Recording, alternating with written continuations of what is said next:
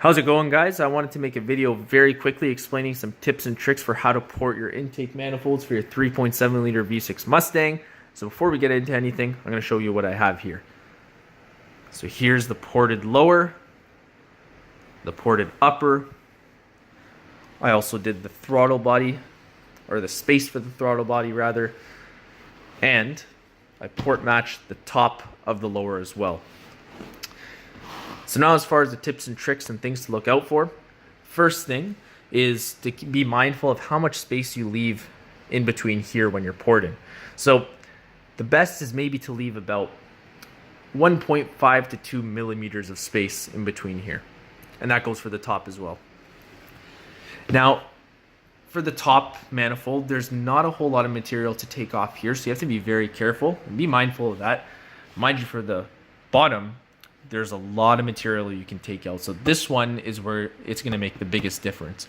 Now, if you see on my Instagram, I have a picture where I ported these three, and these three were still stock, and the difference was huge.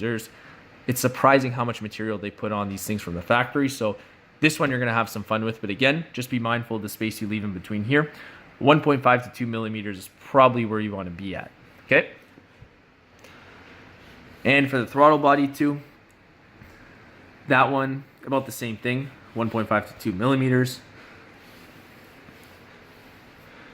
One more tip too, for the lower manifold. This is the side that you're gonna have to port match for when these two are together. Now, there's a few different ways to do this, but the way I did it, the way I found was the easiest, is just bolt them back together, put in like 2 or 3 bolts, and basically, you want to make sure that the point where these two manifolds meet, you want that to be completely smooth. So just go in with your Dremel tool like this. Best to have a light as well. So hang that up or hold it with one hand, whatever, and go in with your rotating tool and make sure that that point where the two manifolds meet, you have to make sure that's completely smooth, because you want air when it's coming in through here and through here. Obviously this is upside down, but you get the idea. You want that to be completely smooth when air is coming in. Okay, so it's pretty easy. Now, as far as the tools that you need, obviously a light and a Dremel tool. I've seen some people, they use a drill with the cutting attachment, and that's fine, I guess. I just like this because it's lightweight, and this is also a lot thinner, so it's a lot easier to get into these crevices. As far as the attachment, make sure you get one of these metal bits with a curved edge, as you can see, because that's what's actually going to allow you to get that nice curved shape. And this is really nice. This just attaches onto your Dremel tool. I just got this off Amazon, actually. It wasn't too expensive.